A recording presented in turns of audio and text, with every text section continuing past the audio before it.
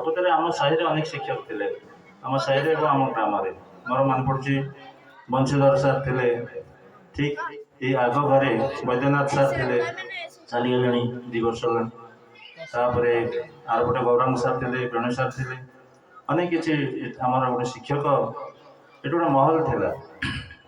से जाऊना कहीं सार बोधे रिटायर्ड करते 1998 मसीह मु चाकरी कर ठीक वर्ष पूर्व कुंजर स्कूल रे थिले सब उपदेश दिखते बाबा भल पाठ पढ़ेबू आम गुरु समस्त को उपदेश देवा परामर्श देवा खाली पिला को हवा पढ़ेदेले हेनी समाज को वार्ता देवा समाज को परिवर्तन करवा सकारात्मक मनोवृत्ति समाज को चलवा यही सब उपदेश कंठ झरी आसे सतैव जमी ढेउरी पहरी आसला भाई पा सब बटका सब सेमती सब संपूर्ण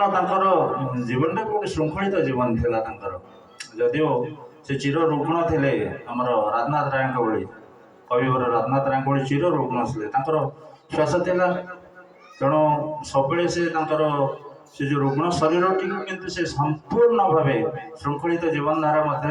बंचे रखते दीर्घ 87 वर्ष पर्यंत से निजक बंचे रखी पारे पुत्र दुई को से मनुष्य कर जड़े शिक्षक अच्छा जड़े भारतीय आमर आर्मी अच्छा सेना विभाग अच्छा माधु सान भाई बड़ भाई कृष्ण सार बस्तिया परिवार तो गाँव में एक नामजातीय परिवार समस्त ये प्रतिष्ठित बस्तिया परिवार समस्त से किसी पिला मो पाठ पढ़ी से जहाँ होना कहीं आज स्मृतिचारण सभा शिवराम सार गोटे कथा बहुत मन पड़े से सब बेले कहती बाबू हिसाब रख सब बेले निजे जो टंका पैसा जो खर्च कर तार हिसाब रख कि आम हिसाब रखिपारे किंतु से हिसाब रखिपारे कॉलेज को दौले कॉलेज रे भी मत आमर जो सान भाई धड़ू मत कहला जे बस्तिया सार चलीगले और आम कॉलेज में किसी पैसा आसला आम पाइलु समाज तांकर जो लोकसेवक मंडल अच्छी समाजर से से पैसा पठाऊ समाज को ही किणुले कहते समाज किण माने ओडिशार दरिद्र समाज को आम किसी पैसा दूचे आम भाव ये किसी बाणी थिला समय ना समय अभाव तेणु भगवान को मु प्रार्थना करी आमर आत्मार सद्गति हो परिवार सुखरे रुहतु ग्रामवासी मैंने सुखरे रुहतु धन्यवाद जय जगन्नाथ धन्यवाद दिलीप सर अति संक्षेप सार विषय गाँव विषय बहुत कहते प्रकृत में ये गाँव हूँ शिक्षक गाँ इंदीपुर बहुत शिक्षाविद अच्छा एवं गुरु भाव सब सार सकारात्मक अलवेज बी पॉजिटिव सब सार गोटे कथा सब पॉजिटिव एटीट्यूड रखा एवं डिसिप्लिन लाइफ थी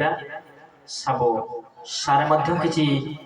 निज पैसा भी सब सार कहते कॉलेज को दौले समाज बांटी दौले आ गोटे कथा आम ग्राम आराध्य महादेव प्रचंडेश्वर महादेव को सार प्रति मासे क्या हाथ में हो पैसा पठेबे शेष पर्यंत प्रचंडेश्वर महादेव 10 टଙ୍କା हो 5 टଙ୍କା हो 20 टଙ୍କା हो हाथ में पठे थे कारण सर नड़ाखंड स्कूल रे बहुत दीर्घ दिन प्रधान शिक्षक भाव रही थे प्रचंडेश्वर को बहुत मानती तेणु जहाँ दिलीप सर मन पकड़ सर प्रणाम यहाँ अनुरोध करी आम गढ़ आउ जड़े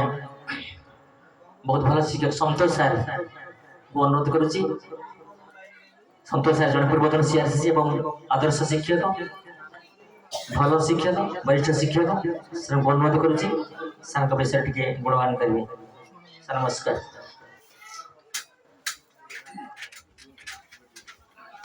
आ जो शिक्षक बंधु मैंने विलंब दयाकर मंच पर आसी सार पाखे पुष्प चंदन अच्छी दे पारे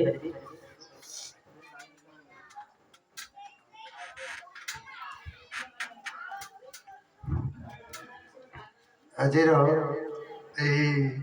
स्मृतिचारण सभार सभापति महोदय सम्मुख भाग विभिन्न विद्यालय शिक्षक शिक्षयित्री बंधुगण सर्वोपरि ग्रामवासी वृंद आम संसार बड़ा विचित्र जात से ही ध्रुव मृत्यु जन्म हेले तो मृत्यु निश्चित आम समस्ते कालर कराल गति बंधा କାଳ ଅର୍ଥାତ୍ ସମୟ। ତେଣୁ ଏ ସମୟର ଚକ୍ର ଅବିରତ ଘୁରି ବୁଲୁଛି। କେତେବେଳେ କାହାର ସମୟ ପୁରି ଯାଉଛି ତାହା କେବଳ ସେଇ ଈଶ୍ୱରଙ୍କୁ ଜଣା। ତେଣୁ ଏଇ ସଂସାର ଭିତରେ ଜନ୍ମ ନେଲେ ମଣିଷ ମୃତ୍ୟୁ ତ ନିଶ୍ଚିତ ଭାବରେ, କିନ୍ତୁ ଜଣେ ମୃତ୍ୟୁର ସ୍ୱୀକାର କରିବା ପରେ ପରେ ଆମେ ଯେତେବେଳେ ଲୋକଟି ଅବର୍ତ୍ତମାନ ହେଇଯାଏ ସେତେବେଳେ ତାଙ୍କର ସ୍ମୃତି, ତାଙ୍କର ପଛରେ ପଡ଼ି ରହିଥିବା ତାଙ୍କର କୀର୍ତ୍ତିରାଜି ଗୁଡ଼ିକ ଆଉ ଟିକେ ଅଧିକ ଜାଜୁଲ୍ୟମାନ ହେଇ ଉଠେ। ଯେ ବଞ୍ଚିଥିବା ଅବସ୍ଥାରେ ଆମେ ତାଙ୍କୁ ଯେତିକି ଚିହ୍ନି ନଥାଇ ପରବର୍ତ୍ତୀ ଅବସ୍ଥାରେ ଯେତେବେଳେ ତାଙ୍କର ଦେହାନ୍ତ ହେଇଯାଏ ତାଙ୍କର ଗୁଣ ବର୍ଣ୍ଣନା ଏବଂ ତାଙ୍କର କ୍ରିୟା କୌଶଳ ଏଗୁଡ଼ିକ ଅଧିକ ଜାଜଲ୍ୟମାନ ହେଇପଡ଼େ, ଅଧିକ ସମସ୍ତଙ୍କର ମନେ ପଡ଼େ।